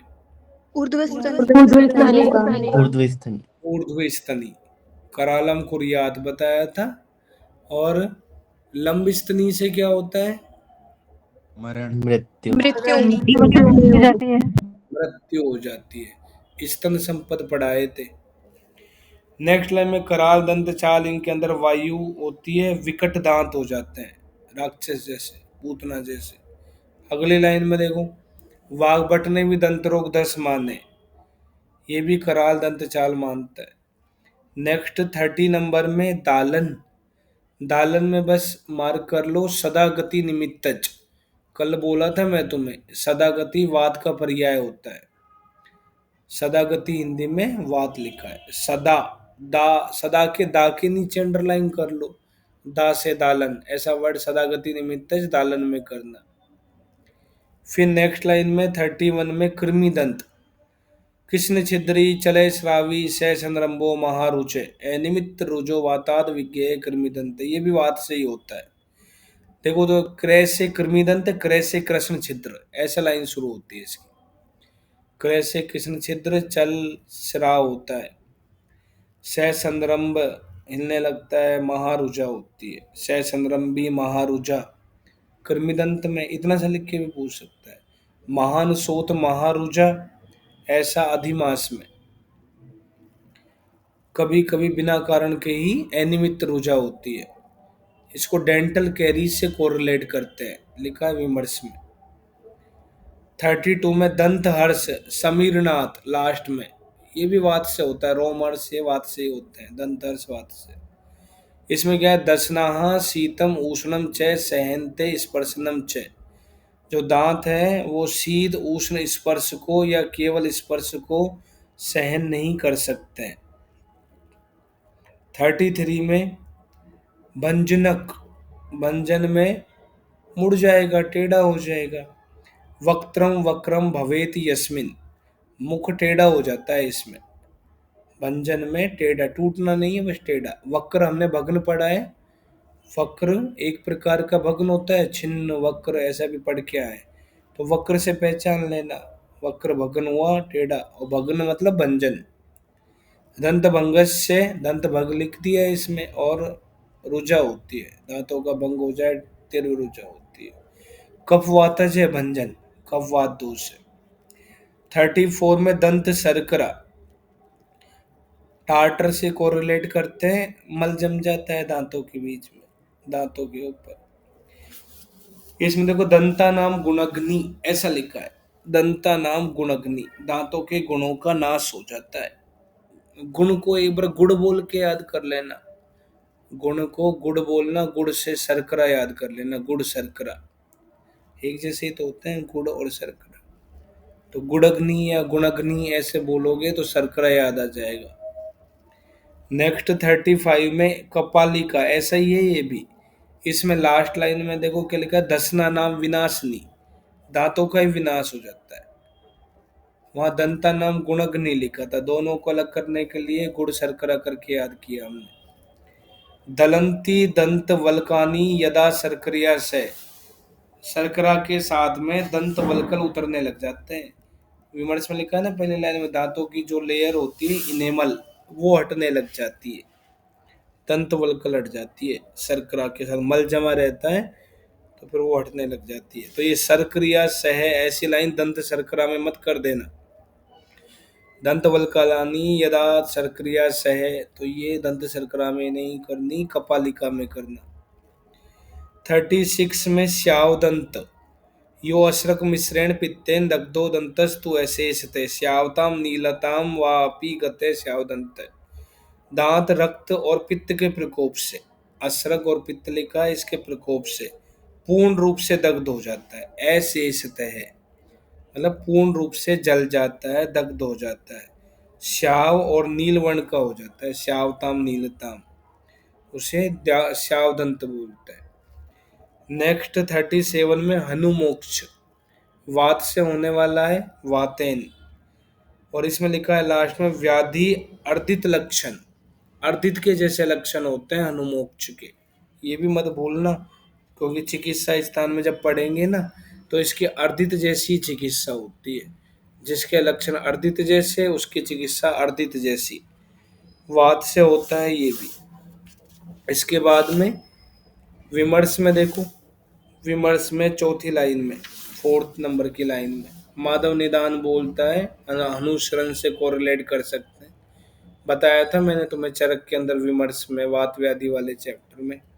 जिह्वा निर्लेखनात् शुष्क भक्षणात् अभिघातात्, जिह्वा निर्लेखनी के प्रयोग करने से, शुष्क पदार्थ खाने से, अभिघात से होता है।